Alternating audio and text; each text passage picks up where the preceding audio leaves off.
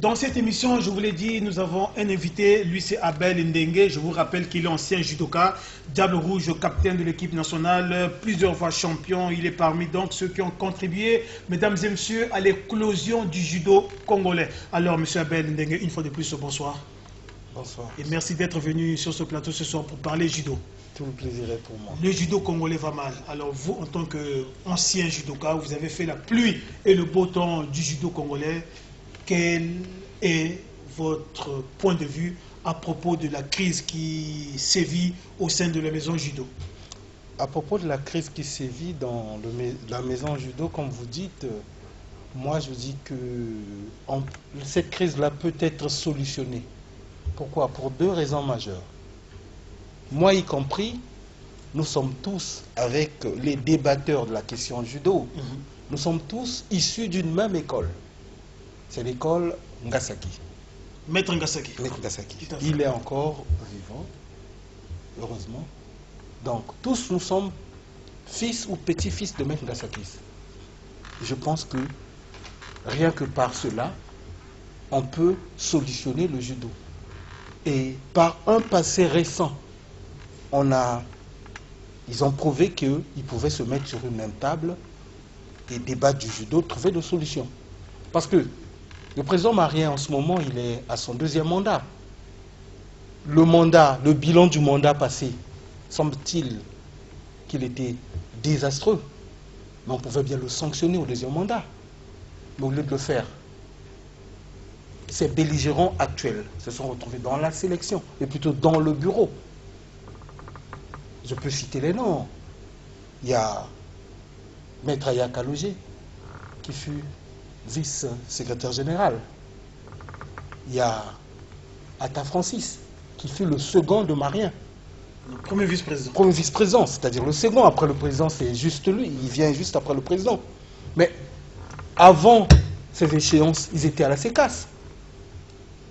Il y a eu des décisions au niveau de la CECAS. Il y a eu des sanctions, mais qui n'ont pas été exécutées. Mais entre eux, ils se sont retrouvés, ils ont trouvé une solution. Puisque tous, ils se retrouvent, tous ces belligérants-là se retrouvent dans le bureau de la fédération. Donc pour ces deux raisons, moi je pense que si vraiment les gens peuvent ravaler leur ego, leur égoïsme, plutôt leur intérêt personnel, on peut trouver une solution. Parce que le problème c'est quoi? Il faut voir la jeune génération. La génération montante. Voilà.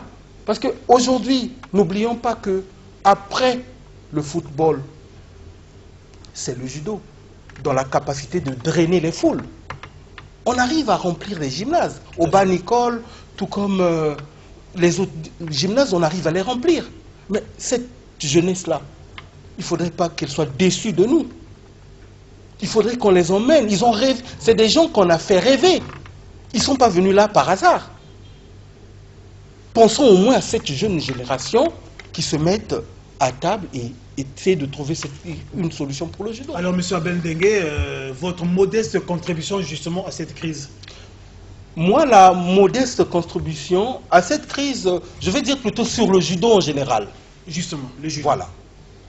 Parce que les gens savent de moi que je suis le meilleur judoka de tous les temps et tout, nanani, nanana. Mais ce que ma touche personnelle pour le judo, j'arrive au judo un 25 janvier 1985. Le judo en Berne. 25 janvier 1985. Le judo est en Berne. Henri Mavam, vous n'étiez pas encore né, je crois. Le judo est en Berne. Il n'y a pas de sortie, pas de médaille. Le temps que nous, là, la jeune génération, on puisse affûter nos armes pour être prêts au combat. Ça a pris combien de temps? Donc de 85, comme je vous dis, jusqu'à 2014. La première sélection, pour moi, c'était le Zaïre. Donc ça, il s'est écoulé, voilà, il s'est écoulé 9 ans. Il n'y a pas eu de médaille pour le Congo. La prochaine médaille, c'est la mienne. Mais la conséquence, c'est quoi? Cette médaille, elle ouvre la voie au judo congolais. Parce que juste après, j'intègre l'équipe africaine. Mais l'équipe africaine, la politique, c'est quoi? Vous venez, vous apprenez, vous repartez chez vous. Vous transmettez les connaissances. on avait des mouvements de judo qui étaient d'actualité que nous, on ne connaissait pas. En l'occurrence, je vais dire kata gourma à genoux. Ça, on ne savait pas. Le ramassement de jambes, c'est nous qui avons mené ça. Je vais dire moi.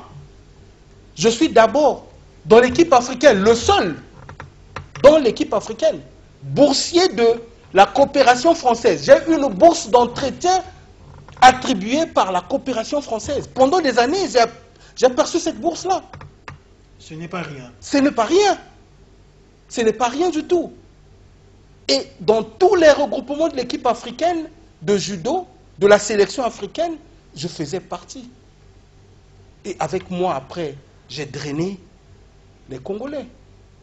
On a bénéficié du concours d'un bon manager. À l'époque, un président de fédération, en l'occurrence, M. Tati Libas. Tati Libas. Voilà, chaque fois que moi je sortais avec le billet de la coopération française, le per diem de la coopération française, mais lui, il instillait 2-3 judokas qui venaient. Parce que c'était toujours après compétition, il y avait un stage, il y avait une formation. Et vu qu'ils étaient là, qu'est-ce qu'on fait? Au niveau de l'équipe africaine, on dit, bon, mais comme vous êtes déjà là, vous participez à la formation, au stage. C'est comme ça qu'on a élevé le niveau du judo congolais. Mais aujourd'hui, là, quand on voit, il y a ceux qui ont droit au chapitre, ceux qui en parlent du judo. Moi, je dis qu'ils n'ont pas droit au chapitre. Quand le judo avait besoin des braves judokas congolais, ils étaient où? Aujourd'hui, on voit les gens passer à la télé, parler de n'importe quoi.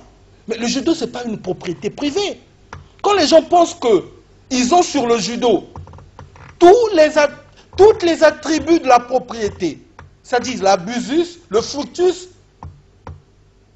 hein? Mais c'est grave.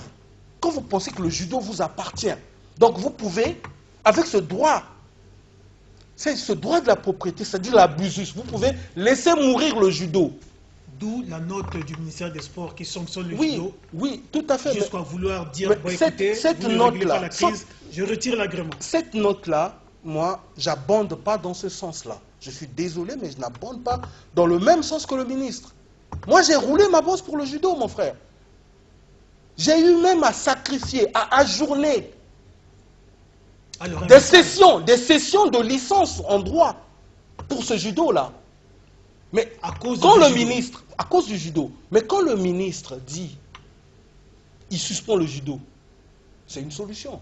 Mais ce n'est pas la solution. C'est une solution, mais ce n'est pas la solution. Entre autres solutions. Moi, je me dis qu'il a un arsenal juridique pour pouvoir sanctionner ces gens-là. Parce que là, qu'est-ce qui est sanctionné? C'est le judo, ce n'est pas le judoka. Non, non, c'est le judo. C'est le judo. Parce que l'unique interlocuteur du judo à l'extérieur, sur le plan international, c'est le judo. C'est la fédération. Pas de fédération, pas de judo sur le plan international. Tous, on sait, étant sportifs, qu'il y a des trucs qu'au niveau des dojos, des clubs, on ne peut pas avoir. Il y a des réflexes qu'on acquiert qu'au niveau international. Monsieur Abel Ndengue, nous sommes pris par le temps. Alors, si vous étiez permis de donner un message particulier à tous ces belligérants, que leur diriez-vous? Moi, je leur dirais tout simplement qu'ils essayent un peu de se surpasser, qu'ils voient un peu l'intérêt général. S'il y a ce fibre judo-là, en eux, je pense qu'on peut trouver une solution. On a connu pire que ça au judo. On est allé jusqu'à la sécasse et tout. On n'a pas besoin de faire venir les experts de l'Union africaine. Mais les experts de l'Union africaine, c'est des gens comme vous et moi. Qu'est-ce qu'ils vont venir faire? Ils vont s'indaguer sur la situation et puis essayer de... Qu'est-ce qu'ils vont faire? On peut trouver entre nous. Moi, je vous ai dit que tous, on a un dénominateur commun, c'est Maître Gasaki. On peut régler ce problème. On peut régler. Et sinon, le mandat de Marien, il reste combien de temps? Il reste combien de temps pour Marien pour partir? Si vraiment il va partir, il reste combien de temps? Il reste une année à peine. On ne peut pas s'offrir de ça une année pour... Après, on les dégage. Mais sauf si on refait comme avant, on le reconduit. Parce que ceux qui font la guerre à Marien aujourd'hui, ce sont ceux qui l'ont reconduit. C'est ce que je ne comprends pas. Ça me dépasse. Ça me dépasse. C'est un paradoxe qui ne dit pas son nom. C'est un paradoxe qui ne dit pas son nom. Marien a été reconduit par la voix de Maître Kalogé et la voix de mon jeune frère Giblin Ninja. C'est ça qui a basculé au détriment de Maître Itou Alombo. Voilà, le débat est tellement passionnant. Voilà. Maître Abel Mbengue, c'est donc votre mot de fin, c'est ça? Tout à fait. Alors, nous étions très heureux de vous recevoir sur ce plateau ce soir. Je vous rappelle, mesdames et messieurs, que nous recevions Maître Abel Mbengue, ancien judoka, Diable Rouge, capitaine de l'équipe nationale, plusieurs fois champion. En tout cas, il est parmi ceux qui ont contribué à l'émergence, pour ne pas dire à l'éclosion du judo congolais. En tout cas, il a donné son point de vue sur la crise que connaît justement la famille judo. En tout cas, tout le plaisir a été pour moi. Jonas Sagesse Mbungu, un dernier message. Oui, le dernier message. En termes d'information, bien sûr. Vraiment, en termes d'information, nous allons très rapidement. L'information qu'il faut livrer aux différents sportifs, c'est que dans quelques jours, nous irons en Égypte assister à la CAN et la phase finale. Déjà, les sélectionneurs sont en train de mettre en exergue les listes des joueurs retenus, c'est-à-dire les 23 joueurs, oui. Et déjà le cas de nos voisins à côté, la RDC. Les léopards de la RDC. Vraiment, Florent Bengue a rendu disponible la liste. Et il s'agit bien sûr de la liste de 23 joueurs où nous comptons 5 locaux. 15 disons 18 joueurs expatriés, et parmi les 18 il y a 15 qui évoluent en Europe et 1 en Arabie Saoudite, 1 en Angola et 1 en Chine. En tout cas, la semaine prochaine, mesdames et messieurs, nous reviendrons sur cette liste rendue publique par les différents sélectionneurs. Était donc derrière cette caméra Henri Mavambou. Louvoiseau était du côté de la régie. Mesdames et messieurs, quant à moi, je vous dis au revoir et bon suite de programme sur votre chaîne de prédilection, la DRTV. Au revoir.